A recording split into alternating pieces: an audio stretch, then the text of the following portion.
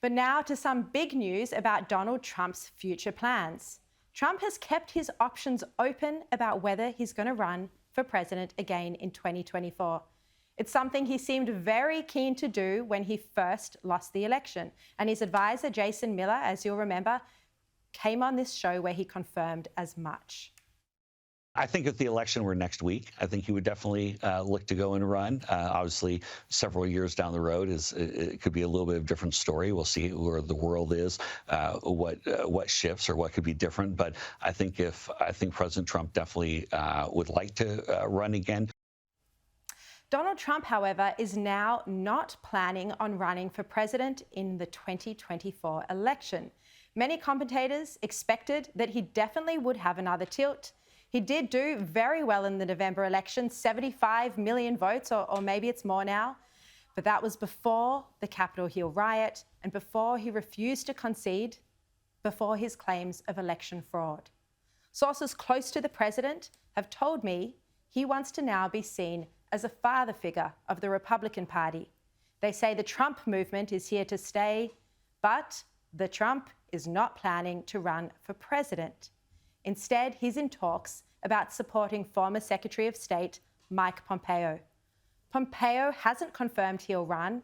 He's kept his cards close when asked about his political ambitions in the media. 2024, if President Trump decided, former President Trump, not to run, would you consider running? Oh, it's way too early to tell. I'm very focused on what we're doing here in the near term. I'm always up for a good fight. I want to make sure that the ideas that I've been working on for a good part of my adult life are the ones that are advanced here in the United States of America, not those being proposed on the United States by this administration. Regardless, Pompeo is expected to run for president at the next election, and he's had conversations with Trump about it. He has a very strong record as Secretary of State in foreign policy in Iran and China in particular. His relationship with our PM, Scott Morrison, is rock solid. The pair are very close. I can also reveal tonight that the Prime Minister's office has invited Pompeo to visit Australia for the Liberal Party National Convention in August this year. Pompeo's conservative credentials are clear. This week, as Joe Biden sought to lecture other nations about climate change after the US did virtually nothing for the past 4 years, Pompeo said it was the right move to leave Paris, and he slammed the Biden administration's approach. We were very clear. It was America first. They have traded that very clearly for climate change first. That is not good for American security. It won't lead to better outcomes, more prosperity for us here at home. To think that you're going to do this by putting these rules, a top-down, command-focused economy that is going to just have more cylinders, more disasters because we will waste American taxpayers' money and you're going to deliver really good outcomes. I think that's just silly to hope that that will happen. My sources tell me Trump and Pompeo have been in talks already, but that he's not the only one courting the former president's support.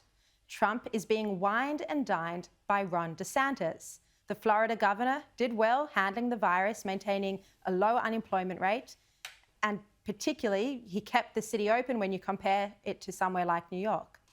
Trump, meanwhile, is a very much diminished figure, literally. I'm told by very good sources he's lost 25 pounds. That's around 11 kilograms since he left the presidency. I don't know his diet secret. I wish I did, and I did ask. And I'm told that he's been doing a lot of golfing. I wouldn't have thought golfing was heavy exercise if you get carted around, but nonetheless, and that he no longer has the stress of being in the White House. He is still hung up about the election result, which he maintains was fraud. Trump is at Mar-a-Lago this weekend with his friend and lawyer, Rudy Giuliani.